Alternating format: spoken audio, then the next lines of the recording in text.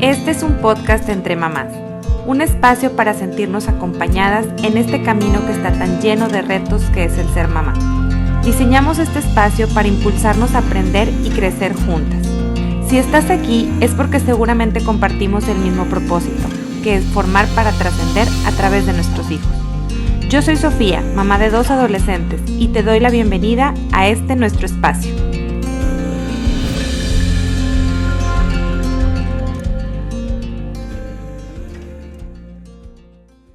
Bienvenidas a este espacio entre mamás.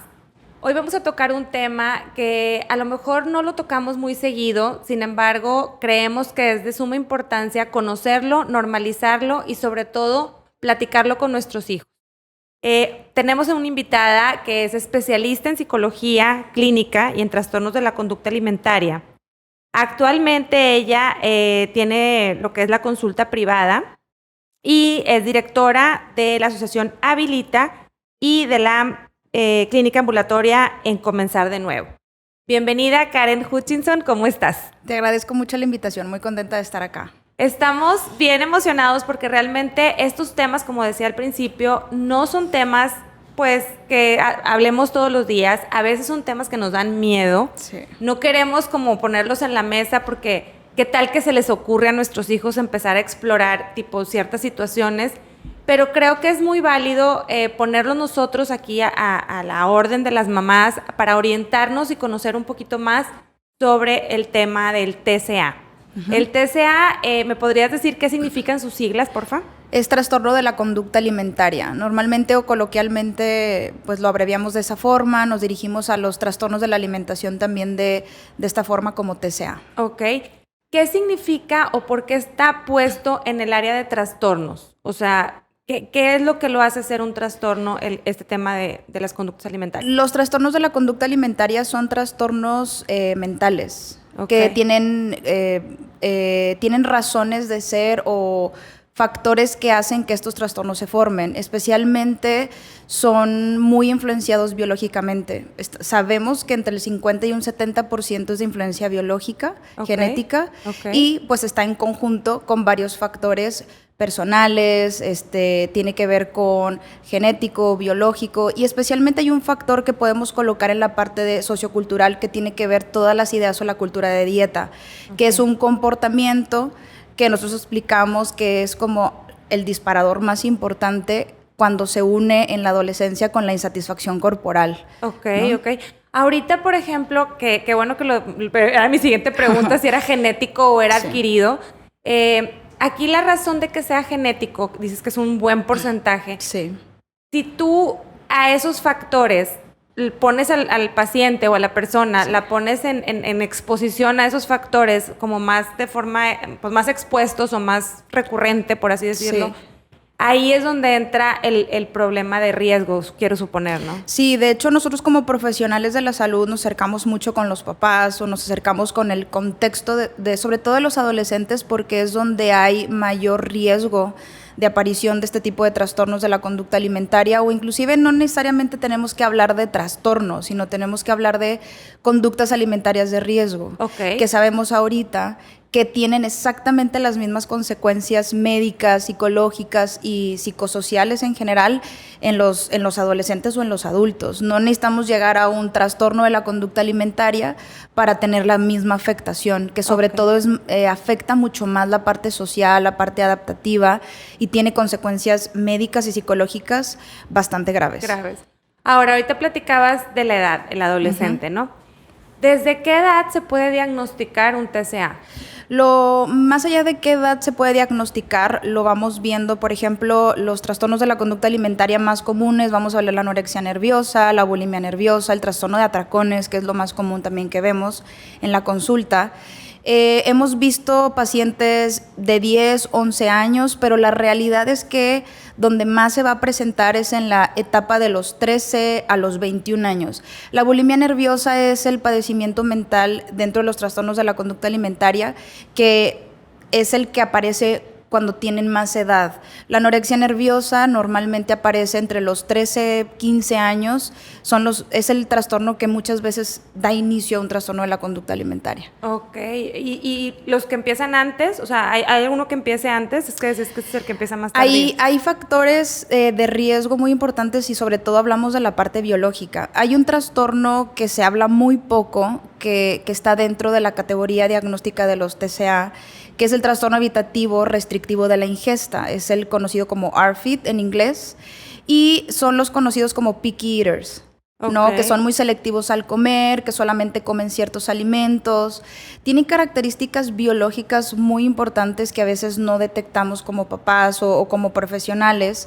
A veces los asociamos como adolescentes o niños que tienen una fobia a quedarse atragantados o tener algún accidente, pero en realidad estos pacientes son muy hipersensibles a las texturas. Okay. No toleran texturas, sabores, por ejemplo la densidad del estómago, no toleran sentirse llenos. Entonces, como no tienen un miedo a engordar y como no tienen una insatisfacción corporal, decimos, bueno, es parte de la edad a veces, o simplemente no le des eso, así es él. Uh-huh. Y llegan ya cuando son adultos. Okay. De hecho, antes eso se conocía como un trastorno de la infancia, médicamente, pero ya sabemos que se puede presentar en todas las edades. De hecho, llegan con nosotros a tratamiento pues ya cuando son adultos y cuando socialmente ya hay un impedimento. No pueden ir a restaurantes porque no pueden comer todo, o solamente van a los mismos lugares. Entonces, ahí vamos viendo un factor biológico muy importante, que si se junta con factores de riesgo, como la edad, la insatisfacción corporal, alguna situación estresante para el adolescente, pues acerca un poco más a que acerque el miedo a engordar, a la insatisfacción corporal o a esta distorsión que tienen de la imagen corporal. Cuando me refiero a distorsión de la imagen corporal, hablo de ver todo magnificado. Sí, ¿no? de que te ves gordito, pero en realidad no estás gordito. Utilizan mucho el me siento gorda, ¿no? Eso es como una expresión de muchas cosas que hay detrás. Si lo ponemos como una emoción, no existe. El me siento gorda no te puedes sentir así. No, sino que más bien hay algo que yo estoy observando, que estoy pensando y que me causa un malestar, ¿no? En eso nos enfocamos nosotros como psicólogos. Ok. Ahora, ya tengo 25,000 preguntas. Ahorita, por ejemplo, este tema de trastornos del TCA, ¿es algo que tenga que ver con el género? No. Hoy por hoy te puedo decir que sabemos que esto se puede presentar en cualquier edad, en cualquier sexo, en cualquier etnia, en cualquier persona puede tener. De hecho, la incidencia en varones es bastante alta. Sí. ¿Qué es lo que sucede? A diferencia de otros países y otros continentes, México tiene muy pocos especialistas, toda Latinoamérica en sí. Entonces hay mucho estigma. Esto se piensa que es un padecimiento de niñas, de mujeres, y eso hace que los varones no acudan a consulta por vergüenza. A pedir ayuda. Exactamente. Si en todas las enfermedades mentales tenemos un estigma de que esto es malo, o inclusive da vergüenza acercarse a la terapia, por ejemplo, pues mucho menos vamos a verlo cuando se trata de me siento, entre comillas, gordo, o me siento insatisfecho con mi cuerpo. Pero ahorita lo que acabas de decir es que lo más probable es que sea algo biológico. No quiere decir que tú estés mal de la cabeza, o que no puedas controlar lo que comes, o que, ¿sí me explico? O sea, como que sí es importante saber esto, porque eso de la vergüenza y eso del sentirte mal contigo mismo realmente, pues no es. O sea, realmente lo que pudiera estar pasando contigo es que hay algo en ti biológicamente que no está funcionando. Que está interactuando con el ambiente, así se lo explico a los papás o a los pacientes. Hay un déficit de habilidades, es decir, la persona que padece esto está enfrentando situaciones o está pasando por etapas en donde hay un déficit de esas habilidades para afrontarlo. Entonces, es un factor biológico. No porque tienes el factor biológico quiere decir que vas a desarrollar un trastorno de la alimentación, pero sí muy seguramente vas a tener conductas alimentarias de riesgo. Cuando hablo de conductas alimentarias de riesgo, que es lo más común que vamos a ver en nuestros adolescentes, son estos comportamientos o actitudes que tenemos hacia la comida para influenciar nuestro cuerpo. Por ejemplo, tengo una boda, entonces no voy a comer, o voy a comer muy poquito durante estos días, o inclusive ya hay estudios que nos dicen que la gente que está en la adolescencia o en la pubertad, ya hay estadísticas que nos dicen que tienen el vómito autoinducido como una conducta para sentirse mejor con su cuerpo. Órale, Entonces, no sabía eso. Los trastornos de la conducta alimentaria, la única diferencia que tienen con las conductas alimentarias de riesgo es la frecuencia y duración. En realidad, la afectación médica es mucho más. ¿Por qué? Porque como no llegan a una consulta o con un deterioro, entre comillas, como todo mundo lo hace, está muy normalizado, se cronifica mucho el cuerpo. Okay. Hay muchas consecuencias como tener osteoporosis en la adolescencia, por ejemplo, que es un padecimiento que vemos ya del adulto. Exactamente. Y sobre todo, la consecuencia más grave que vemos es la conducta suicida. Los trastornos de la conducta alimentaria son los trastornos mentales que causan más muertes. No hay otro trastorno que cause esa alta estadística de muerte. ¿Por qué? Porque, ¿y qué relación ven en eso? Lo que pasa es que son trastornos muy crónicos y muy severos. ¿A qué nos referimos con crónicos? Los pacientes tardan alrededor de 7 especialistas para llegar con un especialista. Más aquí en México, que dices que no hay. Mucho más. Tardan años en llegar a buscar tratamiento porque aparentemente no había un deterioro, todo el mundo hace esto, todo el mundo hace dieta, y muy poca gente habla del sufrimiento que es buscar un cuerpo ideal o una imagen idealizada, a pesar de que sea algo socialmente aceptado. Entonces, sí, no, y ahorita con redes sociales está peor, que realmente hay cosas ahí que definitivamente no son verdad.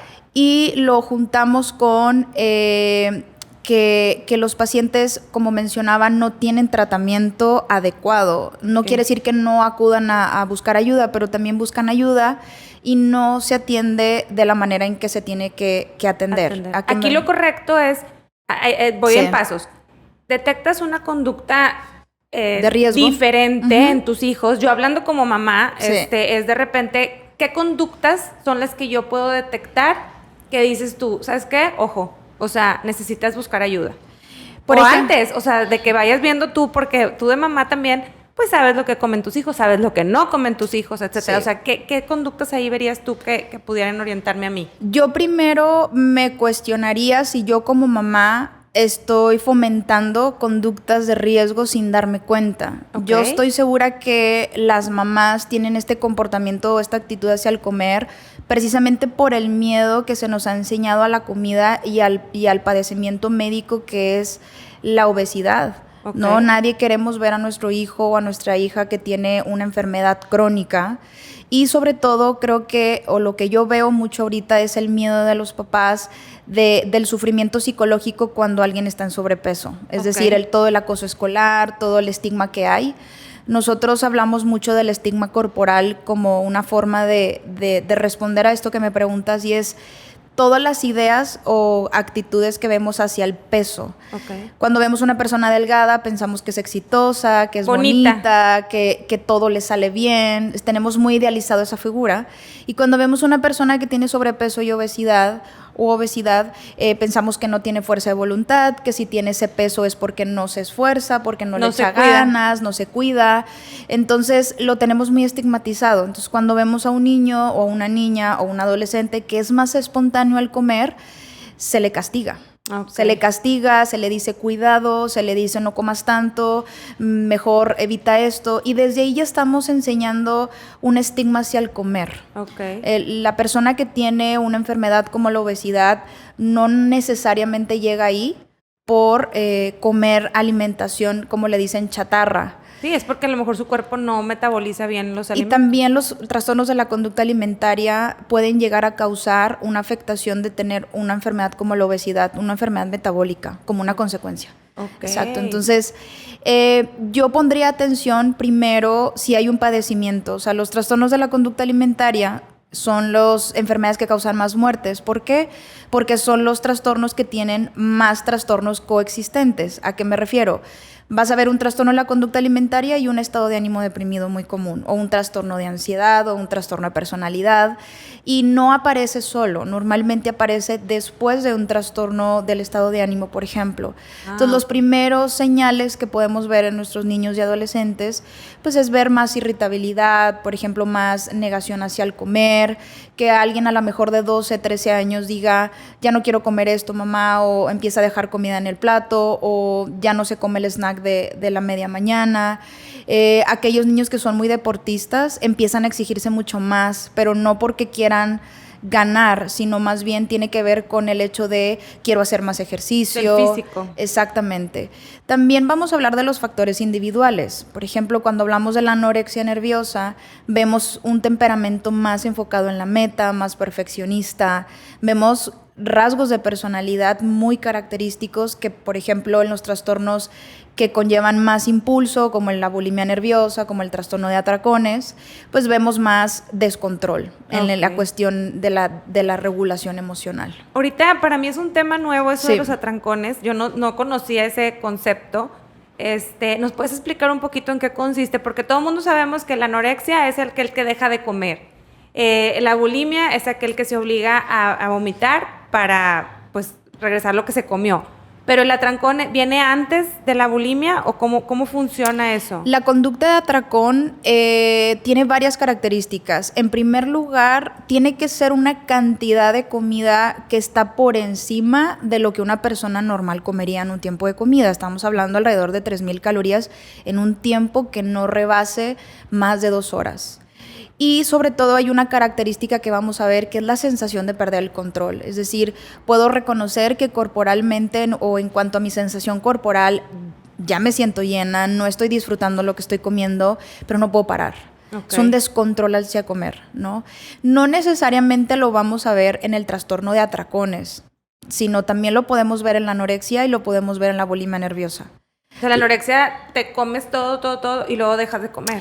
Lo que pasa es que es muy biológico. La anorexia nerviosa, y qué bueno que tocas ese tema, la anorexia nerviosa tenemos también un estigma de cómo es esa persona que está en los huesos. Ajá. Ahora sabemos que la anorexia nerviosa se puede presentar en cualquier peso. Okay. Se puede presentar en peso normal, en sobrepeso o inclusive en obesidad, y le llamamos anorexia típica.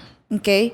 Entonces, vamos a categorizar o vamos a diagnosticar a nuestros pacientes por la función del comportamiento alimentario que tiene. Es decir, en la anorexia vamos a ver una restricción voluntaria de la ingesta calórica con la idea de disminuir el peso por un miedo a engordar y por un deseo de estar en cierto peso, okay, ¿no?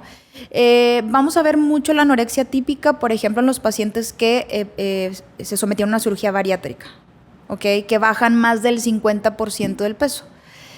Para hacer un criterio de una restricción o de una baja de peso significativa puede ser inclusive el 5% del peso que hayas bajado. O sea, no tiene que ser 60, claro, 70, 20, no, con el 5-10% que tú bajes y lo hayas llevado bajo una restricción calórica y con un miedo a la comida y con una selectividad, pues estamos hablando de un síntoma, ¿no?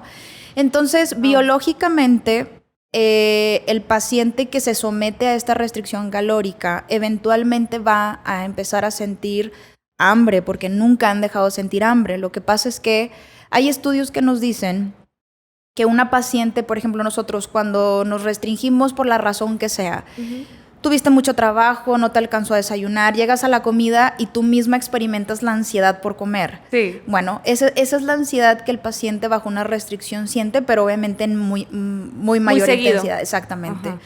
Entonces, para nosotros nos empezamos a sentir irritables, nos empezamos a sentir incómodos, de mal humor. Entonces comemos y eso cambia y eso se resuelve.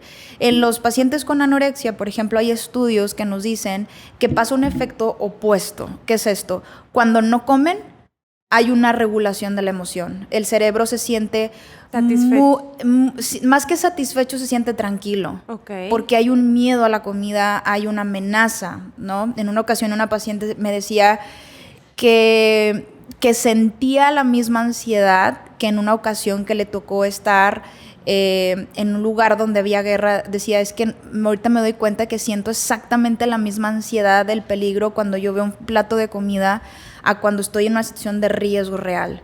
Wow. Por eso es un trastorno mental, ¿okay? Hay una distorsión completa de la ansiedad y de la amenaza. Entonces, la restricción calórica, vamos a ponerlo como es una forma de hacerle frente a esa ansiedad. Los pacientes siempre quieren sentirse mejor, tienen mucho miedo a la imagen corporal, tienen mucho miedo a comer.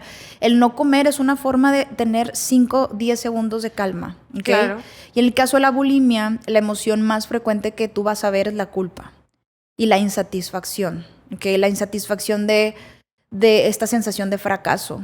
Hago intentos de verme mejor, de sentirme mejor conmigo. Pero comí. Y termino teniendo un atracón. No es comer, estos pacientes tienen un patrón más o menos normal de ingesta, pero hacen intentos de ayuno. Ayunos de 2, 4 horas y luego vienen la conducta de atracón y viene una conducta que le llamamos purgativa. Es decir, este paciente se siente muy culpable, esta sensación de fracaso, y el vómito es una forma de decir, ok, una calma en el momento inmediato. Qué bueno que acabas de decir esta palabra purgativa, porque también el hecho de que tomen laxantes Sí. es porque dicen, no, pues es que no me vomito, pero entonces mejor me laxo.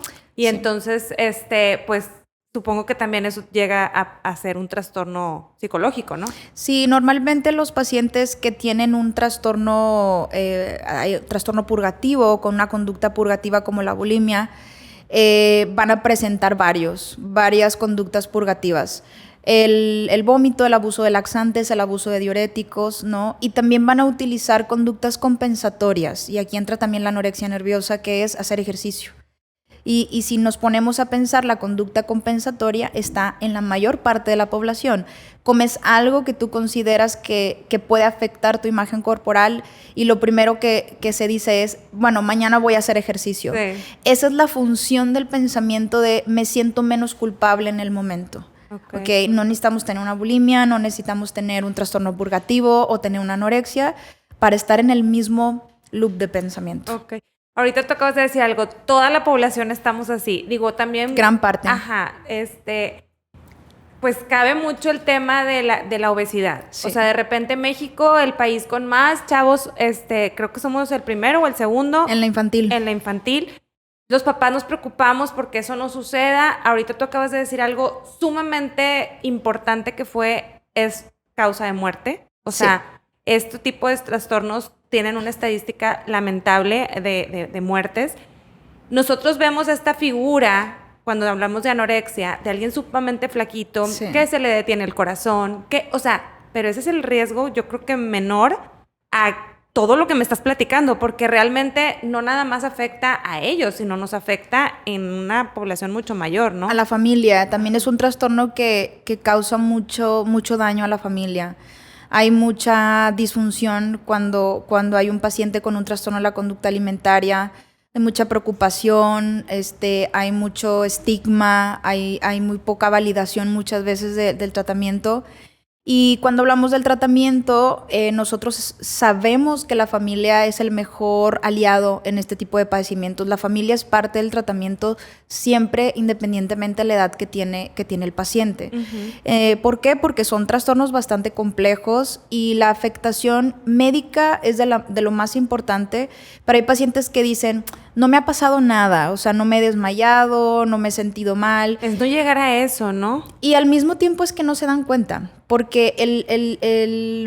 la regulación emocional que genera la conducta alimentaria hace que, como decimos, entre los males, ¿cuál es el peor? ¿No? Okay. Entonces, el paciente cuando se empieza a recuperar y empieza a recuperar su vida te lo dice, creo que no sabía lo que era sentirme realmente bien. Sí, es como cuando los chavitos que padecen de la vista les ponen por primera vez los lentes y dicen, así se ve. O sea, realmente no sabía que existía esa forma de vida, ¿no? Sobre todo yo lo veo más riesgoso en la adolescencia. Muchas veces tienen más tiempo enfermos que el tiempo de vida. ¿Por qué? Porque se enferman muy chicos. Okay. Y llegan a tratamiento a los 21, 22, 23 años, ya cuando están en universidad, y no conocen realmente cómo es una vida social sin estar sintiendo culpa al comer, no conocen cómo es una vida universitaria en el extranjero o una vida universitaria de comer espontáneamente. ¿Por qué? Porque vienen con estos pensamientos y estos estigmas, exactamente. Oye, y por ejemplo, nosotros como mamás, el rol que tenemos es sumamente importante. Ahorita lo acabas de decir, oye, de repente tú te vas a una boda y no voy a cenar en toda la semana. No, ¿sabes qué? Es que ya de plano, pura lechuga y empiezas a hacer o platicar de esa manera. Sí. Y tus hijos obviamente te están escuchando. ¿Qué hacemos nosotros cuando ya ves que existe? O sea, ¿cómo decir ya entré en un padecimiento a algo que pudiera ser algo más común? O sea, ¿dónde está esa línea en donde dices, híjole, creo que ya necesito acercarme con un especialista? Yo creo que no necesitamos esperarnos a ya ver el sufrimiento. ¿A qué me refiero? Vamos a ver un adolescente que ya tiene conductas de hacerse daño, por ejemplo, por la ansiedad. Es un adolescente que a lo mejor no ha bajado tanto de peso, entre comillas. Sin embargo, sí has visto un deterioro en la curva de desarrollo. Por ejemplo, vas al pediatra y de pronto te dicen que no ganó el peso o que te bajó de peso cuando era un niño o un adolescente que mantenía el peso. Esa es una alarma muy importante. Okay. Muy importante ver cómo va su desarrollo en todo sentido, académicamente, socialmente, psicológicamente. Okay. Nosotros sabemos, o lo que les decimos a los papás es, si tú ves uno de los síntomas, como por ejemplo aislamiento, puede ser uno, y si también lo ves en el colegio o lo ves en la escuela y lo ves en su grupo deportivo y lo ves en su grupo social, eso es una alerta. Okay. Cuando se presenta en más de 3 contextos, tenemos que poner mucha atención. No necesariamente vamos a ver el bajo peso como el único indicador. Vamos a ver ansiedad, crisis de ansiedad muchas veces, aislamiento, por ejemplo, no poder hacer otra actividad sin antes hacer ejercicio. Okay. No puedo ir con mis amigos o no puedo ir a casa de mi abuelita. ¿Por qué? Porque tengo que hacer primero ejercicio de lunes a domingo. El hecho de que vean que en el grupo deportivo se está exigiendo mucho.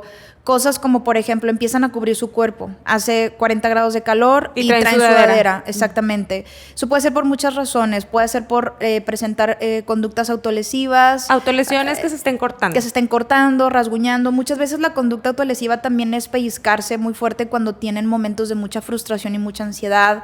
Golpearse el abdomen, golpearse los brazos, las piernas. Que tarde más de 15, 20 minutos en vestirse porque no se siente bien o insatisfecha, que no quiere ir a comprar ropa, por ejemplo, porque no se quiere ver frente al espejo. Okay. Que veas, por ejemplo, si come a escondidas, ¿no? Como papás, pues sé que tenemos mucho trabajo, a veces no estamos de cerca, pero siempre hay alguien de cerca que lo está viendo. Sí, claro. El maestro, el tutor, el del deporte, el de la música.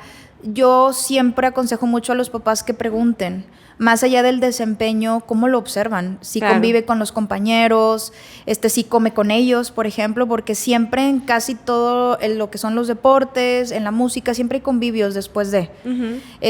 Y si, por ejemplo, van a comer como familia y ya no quiere comer, o está hablando mucho acerca de su cuerpo, está hablando mucho acerca de la comida buena, la comida mala. Todos esos son signos de alerta que no necesariamente nos van a hablar de un trastorno de la alimentación, pero ya vemos que el tema de la comida y del cuerpo está presente. Está latente. Exactamente. Y, por ejemplo, ¿qué nos recomiendas a las mamás? Te digo que yo hago mucha referencia porque es el auditorio en el que estamos nosotros platicándoles. Y bueno, si existe algún papá también ahí involucrado, perfecto, pero en la comunicación, en esta forma de platicar sobre estos temas con nuestros hijos, a veces es de la cotidianidad, ¿no? De que, como te decía, oye, pues nos escuchan de que, oye, tengo la boda, tengo no sé qué, ya no me queda el pantalón. Tenemos que estar conscientes que la edad para nosotras es algo que conforme va avanzando, pues nuestro cuerpo va cambiando y obviamente cada vez es más difícil mantenerte como estabas antes, ¿verdad? Sí, claro. Y eso muchas veces nos mantiene a un nivel de ansiedad, de estrés impresionante, que eso se lo traspasamos a nuestros hijos. ¿Qué nos recomiendas de cómo hablar estos temas con ellos? O sea, que nuestros hijos, por ejemplo, de repente si ves que tu hijo, tu hija está comiendo de manera desordenada. Sí. ¿Cómo abordas esos temas con ellos? Porque sabes que los adolescentes están bien canijos. O sea, son temas muy difíciles de abordar. ¿Cómo nos recomendarías que fuera el enfoque para hablar con ellos? Yo sugiero que hablemos o preguntemos acerca de si hay algo que le da miedo. O si hubo una situación que marcó un antes y un después para que él o ella empezaran a hacer ese cambio en la alimentación. Okay. Es muy importante que nos acerquemos a los adolescentes y les preguntemos cómo te sientes con tu grupo de amigos, he notado, o sea, yo siempre sugiero a los papás que hablen desde lo que ven. He notado que antes convivías más con nosotros y ahora ya no estás tanto tiempo con nosotros. He notado que ya no quieres hacer ningún tiempo de comida con nosotros. He notado, porque son cosas que como mamás observamos, pero muchas veces nos da miedo o normalizamos muchas veces lo que estamos viendo. Entonces, preguntar, porque puede ser algo que tiene que ver con cosas que esté también aprendiendo, reforzando en su mismo grupo. O sea, no es raro que yo vea en la consulta o en nuestros pacientes que tienen 1 o 2 amigos o que están en tratamiento para un trastorno de la conducta alimentaria o que tienen un padecimiento y sus papás no lo saben y se empiezan a pasar estos consejos. No es un secreto que sí es verdad que vamos avanzando un poco en el tema de redes sociales, pero hay mucho acceso. Tú le pones en internet, en el buscador, y te puedes encontrar páginas donde te dicen cómo bajar de peso, cómo tener el abdomen de tantos centímetros. A mí me traumó que vi que hay grupo de anorexia. Sí, desde hace muchos años. Ajá, de que cómo hacerte anoréxico. Sí. Entonces, digo, no sé si sea correcto anoréxico, pero ¿cómo padecer eso? Entonces dices tú, ya, a ver, espérame, o sea, y hay chavitos y chavitas, es una comunidad grande. Muy grande. Entonces dices, oye, a ver, ¿cómo que le están pasando tips a mis hijos de cómo maltratar su cuerpo? Y tú como papá estás en la luna, porque realmente no sabíamos que existían este tipo de cosas. Sí. Ellos están expuestos, pero algo que acabas de decir es muy importante. Hace tiempo vino una invitada también a hablar de un testimonio de bulimia y nos decía que sí, las redes sociales y todo lo que veían en imágenes y todo sí es importante, pero es más importante los amigos. O sea, esto se pasa de boca en boca a decir, oye, ¿sabes qué? Mira, a mí me funciona esto, yo me tomo esto, yo vomito tantas veces. O sea, realmente el círculo social de nuestros hijos les afecta muchísimo. Sobre todo en la adolescencia, porque es una etapa, yo le llamo la tormenta perfecta. Si tú traes aquella vulnerabilidad, si creciste en un ambiente en donde se habló todo el tiempo que el valor o tu valor está sostenido en cuánto te cuidas o qué tan delgado, qué tanta imagen física ideal das, cuando tú sales literalmente o vas afuera de tu casa y tú te encuentras exactamente lo mismo en el colegio o en la prepa, pues es reafirmar las creencias con las que creciste muchas veces, Así ¿no? es. O podemos ver lo otro, que tiene que ver con que en mi casa me protegieron con muchos factores. Por ejemplo, una alimentación variada, muy regular, no hay un miedo a la comida, y tú vas a un ambiente donde te presionan, pues muy probablemente tú tengas una actitud diferente hacia el comer. Ok. No vamos a poder... Es como si fuéramos todo el tiempo contracorriente. No vamos a cambiar todo el fenómeno que está pasando en redes sociales. Esos grupos siempre han existido. Lo que yo creo donde tenemos que atacar es justamente en lo que estamos haciendo tú y yo hoy. Informar a la gente de que esto pasa, que hay signos de alerta que como papás, por más exagerados que nos veamos, acudir a pedir una cita de información, ver que todo está bien, o simplemente queda en una conversación con mi hijo. Con tu hijo, exacto. ¿Cómo te estás sintiendo? ¿Cómo abrir te ayudo? el tema. Y sabes Exacto. también que pienso que abriendo esos temas, ellos se dan cuenta que tú estás al pendiente. Exacto. Y que tú o sea, te estoy viendo. O sea, con amor, no es como que los vas a ir a regañar porque, ay, ¿por qué no comiste? No sé qué. Sino con amor de que decirle, oye, ¿sabes qué? Estoy al pendiente de ti, me importas. Ay, yo creo que es algo que a ellos los ha de como acobijar a los chavos, porque es una época en donde están en una tormenta literal. Entonces, creo que es muy válido. Ahora, ¿existe cura para esto? Sí, 100%. Son trastornos mentales 100% tratables. Hay muchos mitos alrededor de que esto es un trastorno para toda la vida, que vas a vivir con él toda la vida. Yo creo que ese estigma y esa opinión que se ha hecho es por aquellas personas que no han tenido un tratamiento que garantiza la recuperación, ¿no? Son padecimientos que como nos enfrentamos a mucho estigma social, muchas veces los tratamientos los dejan a medias, no acuden a consulta.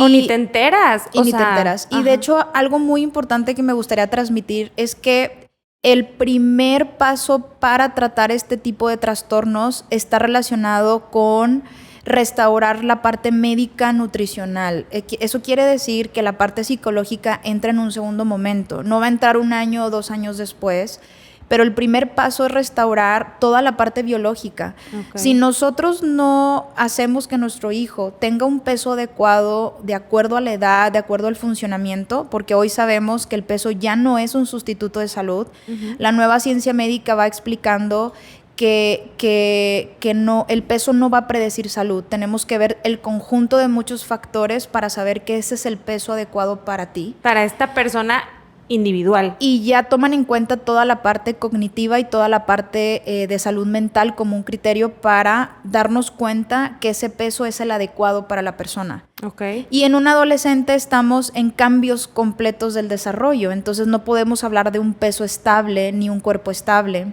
Okay. Entonces, a veces los papás o los mismos pacientes por el mismo miedo llegan cuestionando los tratamientos. Yo les pongo este ejemplo. Bueno, es que estamos en una época en que los papás cuestionan todo. Y lo cual se vale. Y creo que como especialista nuestro trabajo es comunicarles la importancia. Hasta ahorita mi experiencia ha sido que cuando un papá realmente entiende qué es lo que le está pasando a su hijo, nunca cuestiona nada, confía completamente. Okay. Entonces, te lo voy a explicar como una enfermedad del cáncer.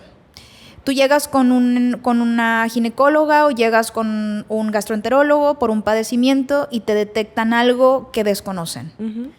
Pueden darte para los síntomas, pero te refieren con un especialista. Te refieren para tomarte radiografías, otras cosas, y te mandan con un oncólogo. El oncólogo hace más estudios y te dice, este es el tratamiento. Un ciclo de tal vez 7 quimioterapias y después de ahí vamos a ver. Los trastornos mentales muchas veces son igual de graves. Sí, pero tú no llegas con el oncólogo y le dices, a ver, 7, oiga, ¿por qué no 9? Más bien te dice, yo solamente puedo 2. Yo solamente una y es lo que estoy de acuerdo. Y entonces aparte te piden que le salves la vida con 2 quimioterapias. Entonces eso es lo que hace que un trastorno mental se cronifique. Okay. Pero yo creo que eso tiene que ver porque no han entendido qué es lo que está pasando. Yo creo que es ignorancia. No tenemos suficiente información y por eso es el tema de hoy. Creo que debemos normalizar estos temas. Sí. Debemos de quitarnos el miedo de que si nuestros hijos o nosotros padecemos esto, no nos dé vergüenza, no nos dé esta cosa de que, híjole, ¿qué van a pensar de mí por tener o por ser débil? Porque a veces es como, ¿crees que eres débil por padecer esto? Sí. Ya vimos que es un tema biológico. Karen, ¿qué pasó en la pandemia? O sea, creo que es algo importante y que tenemos que... Ahorita todos queremos regresar a la normalidad, que no es una normalidad como la que teníamos antes. No podemos ser como antes. ¿Qué pasó en la pandemia? Nos enfrentamos a una situación donde creo que nos puso a prueba nuestra capacidad de afrontar la incertidumbre, que a muchos nos puede llegar a costar. Ante la incertidumbre, ante el no poder controlar absolutamente nada, en todos fue diferente, pero hubo un factor común al principio, que fue el estar rechazando esa realidad. Nosotros queríamos tener la misma vida con todo y que la vida había cambiado. Y eso causó mucha frustración, causó mucha ansiedad, mucho enojo. Y que la conducta alimentaria fue un comportamiento que en muchos hogares se trastornó totalmente. Fue una forma de hacerle frente a esa incertidumbre. Y me atrevería a decirte que eso era algo que probablemente ya estaba instaurado en la vida de muchas personas. O sea, el comer emocionalmente... Hay muchísima gente que lo presenta y está muy normalizado. Volvemos otra vez a este tema. Yo creo que todo lo que pasó en la pandemia y toda la crisis o la verdadera pandemia la estamos viendo hoy. En la clínica y en nuestro consultorio estamos viendo un aumento del 90-95% de la atención de trastornos de la conducta alimentaria. Okay. En Estados Unidos acaba de hacer una estadística que aumentó más del 48% de hospitalizaciones. Cuando hablo de hospitalizaciones, hablo del paciente grave en hospital. No hablo de la consulta externa, no hablo de otro tipo de tratamientos. Imagínate Quiero lo que me platiques qué es grave. ¿Cómo llega un paciente a ser grave? Grave es que todas las áreas de su vida estén afectadas. Por ejemplo, médicamente ya hay alteraciones cardíacas, de osteoporosis, ¿no? De muchas afectaciones neurológicas también. Okay. Y sobre todo la mayor afectación que vamos a ver es toda la parte social, pérdida de amigos, pérdida de pareja, conflictos interpersonales, pérdida de escuela, pérdida de intereses. Hay mucha afectación porque al final el trastorno hasta cierto punto va dominando la vida. O sea, el miedo a la comida, el miedo a engordar, la culpa por comer va dominando, que te va aislando cada vez más. Y el suicidio, ¿sabes? O sea, porque ahorita lo platicabas, es una parte obviamente ya fatal de este tipo de trastornos. ¿Cuánto tiempo? ¿Hay alguna estadística de en cuánto tiempo te lleva o es totalmente cada persona? ¿Cómo en cada persona es diferente, pero sí hablamos de que es un padecimiento, es cuando ya está crónico. Hay pacientes que lo presentan al inicio, pero la respuesta que puedo dar un poco más acertada está relacionada en los diagnósticos que hay coexistentes con el trastorno de la alimentación. Okay. Si nosotros hablamos de un cerebro que está malnutrido y no necesariamente en los huesos, es un cerebro que piensa, siente y actúa completamente disfuncional. Okay. Y si aparte le sumamos que no tiene las habilidades para hacerle frente a lo que está sintiendo, pues la conducta suicida es una respuesta a eso. Okay. El paciente que se quita la vida no quiere morirse, quiere sentirse mejor. Okay. Y antes de llegar a la conducta suicida tuvieron que ocurrir varias alertas, conductas de hacerse daño, por ejemplo, el amenazar o intentos, por ejemplo, ensayos de quitarse la vida. O sea, antes de llegar a esa conducta hay muchas cosas que los papás sí pueden lo van ir viendo. expresando sí, en el camino. Sobre todo en el deterioro emocional, en el deterioro social también. Okay.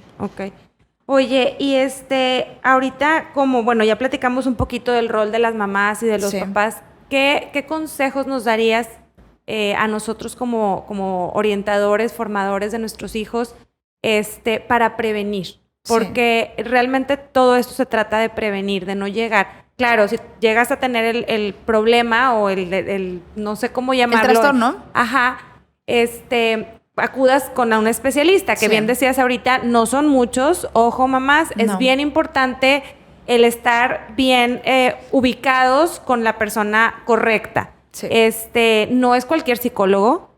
Necesitamos acudir con un especialista. ¿Nos puedes decir especialista en qué? Y luego decirnos tus consejos de cómo prevenir este tipo de trastornos, ¿no? Son tratamientos multidisciplinarios, le llamamos. Estos padecimientos no pueden ser tratados por un terapeuta nada más, sino que tienen que estar involucrados varios especialistas. Psiquiatra, un médico, el psicólogo clínico, que es quien va dando la pauta del tratamiento, y una nutrióloga o un nutriólogo. Siempre estamos trabajando todos de la mano, haciendo un tratamiento multidisciplinar para poder atacar todos los síntomas que están, no nada más el mental. Okay. Y hay muy pocos especialistas. Comenzar de nuevo es el centro de tratamiento para trastornos de la conducta alimentaria y enfermedades asociadas, el más importante y el más reconocido a nivel Latinoamérica, y lo tenemos aquí en Monterrey. Okay. Recibimos pacientes de todo el mundo, especialmente de Latinoamérica y de México. Y habemos muchos especialistas. ¿Es muy caro atenderte? Son tratamientos caros por el hecho de que, a diferencia de otros países, la seguridad pública o la salud pública no cubre estos tratamientos. Si tú te vas a Europa, si te vas a Estados Unidos, son tratamientos que cubren el gobierno, y en México no. Pero también Comenzar de Nuevo es una fundación. Intentamos ayudar o intentamos buscar cómo nuestros pacientes no se queden sin tratamiento. Okay. Y en cuanto a la pregunta de cómo prevenir, yo creo que hay que voltear a ver nuestra conversación hacia el cuerpo y nuestra conversión hacia la conducta alimentaria o hacia la comida como tal. No hablar de nuestro cuerpo enfrente de nuestros hijos, ese es uno de los principales temas.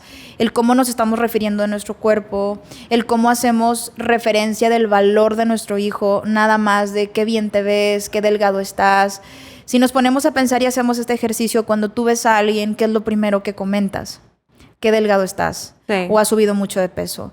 Entonces, la primera consejo que puedo dar es que seamos conscientes de cuánto tiempo o cómo estamos transmitiendo a nuestros seres queridos que el valor de esa persona o lo primero que voy a ver es el tema de cuánto está pesando. Okay. Porque no sabemos qué es lo que está pasando con esa persona. Ahorita hay muchas campañas de que no se hable acerca del cuerpo de los demás y va en función de eso, porque nosotros tenemos un término que llamamos la sobrevaloración de la imagen corporal y eso tiene que ver con cómo nuestro valor como persona está sostenido en cuánto peso, cuánto estoy midiendo, cómo me veo con respecto a mi imagen corporal. Entonces, si nosotros estamos haciendo comentarios frente al espejo o frente a nuestros hijos de qué gorda estoy, ya tengo que bajar de peso, ya me tengo que poner a dieta, lo primero que nuestro adolescente aprende es justamente eso, entonces, para sentirme mejor tengo que bajar de peso, ¿no? Obviamente también vamos a hablar de aquellos que son mayormente vulnerables. No todos van a captar ese mensaje, pero para poder crear un ambiente que protege, hay que cambiar nuestro lenguaje hacia nuestro cuerpo y hacia la comida. Ok. Entonces, yo creo que hace cuenta que la tarea que nos dejas es como hacernos conscientes de cómo nos estamos viendo y hablando nosotros, cómo vemos a los demás, cómo nos expresamos para poder transmitir a nuestros hijos algo pues más positivo sobre el valor de la persona. Que los proteja. Hay algo que es súper importante que lo mencione. Lo que es un tratamiento para una enfermedad como la obesidad, para los trastornos de la conducta alimentaria es un síntoma. Es decir, el comer menos. Okay. Cuando hablamos de una persona con obesidad, se le transmite que tiene que comer menos para resolver un padecimiento médico.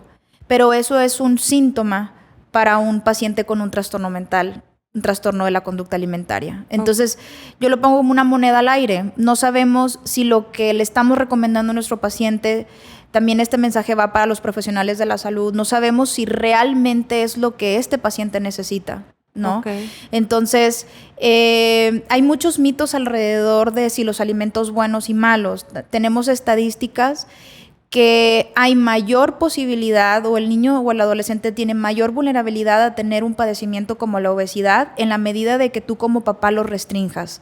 ¿A qué me refiero? Que no tenga acceso a la comida. Sí, de que no papitas, no sé qué, no. Hay estudios que nos dicen que alteras esa intuición alimentaria con la que nacemos, que es tengo acceso, me como una bolsa y está bien. Pruebo unas galletas, me como 4 y está bien. Okay. Tú ayudas a la estructura de la comida, ¿no? Esto que a veces las abuelitas nos decían antes, ¿no? Como no puedes comer las galletas hasta que comas. Sí. Ese lenguaje era porque le das de comer y a lo mejor se lo va a comer como un postre, pero no se va a acabar toda la caja porque ya comió. Ya está satisfecho. Se va a comer 4, pero le estás mandando el mensaje de que puede hacerlo. Ahora mandamos mucho el mensaje de que está satanizada la comida y que vas a tener una enfermedad o va a pasar lo peor, no sé qué, pero va a pasar lo peor si tú comes ciertos alimentos. Y eso hace que en aquellos mayormente vulnerables tengan un descontrol hacia el comer.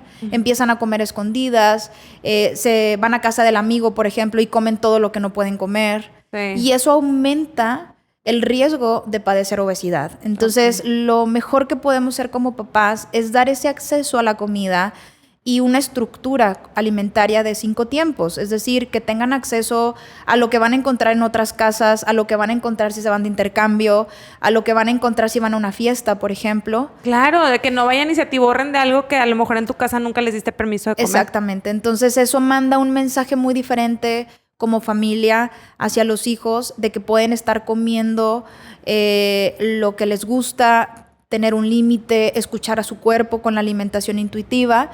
Y eso protege mucho en la etapa más vulnerable que es la adolescencia ante la insatisfacción corporal. De hecho, el siguiente podcast es un episodio con nutrióloga porque queremos abordar todos los temas relacionados al TCA. Ya vimos que aquí la head coach serías tú en este caso de la parte psicológica, que es donde tenemos que sea el que muestre el eje de cómo va el tratamiento. Sí. Sin embargo, era muy importante para nosotros abordar este tema contigo. ¿Por qué? Porque lejos de ya padecer o tener un trastorno, queremos prevenir. Entonces, si ahorita tú me decías, oye, sabes que el 50-60% tiene que ver con la biología del ser humano, pues cómo le hacemos nosotros para evitar todos estos riesgos, ¿no? De que los acompañan a nuestros adolescentes. La biología no se altera si no hay un déficit calórico.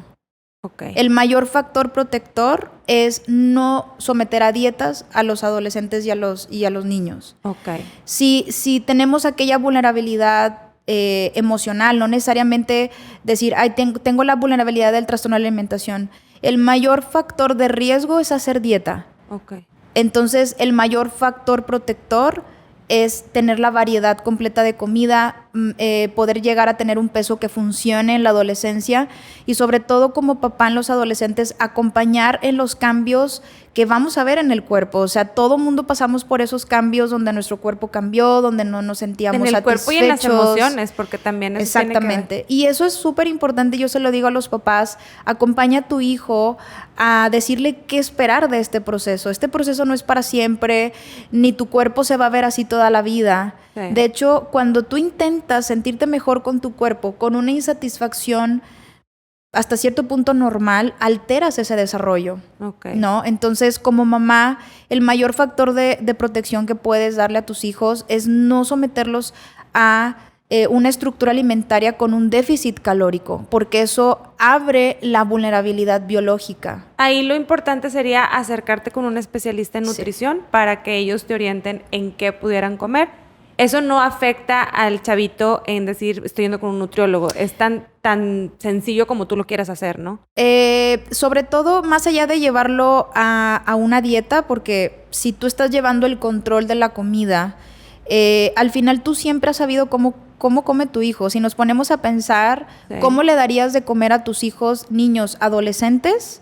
Sin esos miedos que tú tienes, así es. Le darías muy normal de comer. Okay. ¿Me explico? Ok. Karen, te agradezco mucho este espacio. Creo que es un tema que nos podemos extender a más episodios y ojalá nos des la oportunidad de seguir platicando contigo. Mucho gusto. Somos mamás que buscamos esta orientación, que no sabemos mucho del tema, pero necesitamos y urge normalizar estos temas tanto entre nosotros como nuestros hijos. Sí.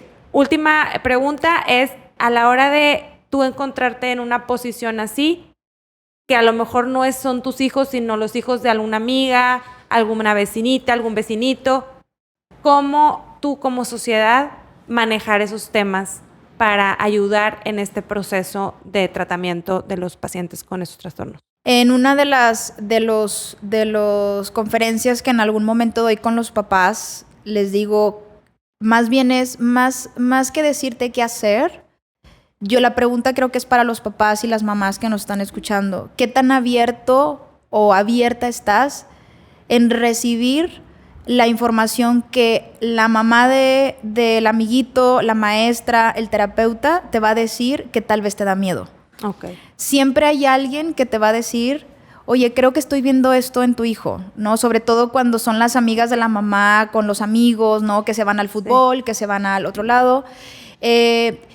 Hay que estar abiertos a eso. No necesariamente va a estigmatizar a tu hijo, no necesariamente lo está etiquetando, pero a lo mejor te están diciendo algo que hay que poner atención. Entonces, como maestros, también me ha tocado abordar este tema.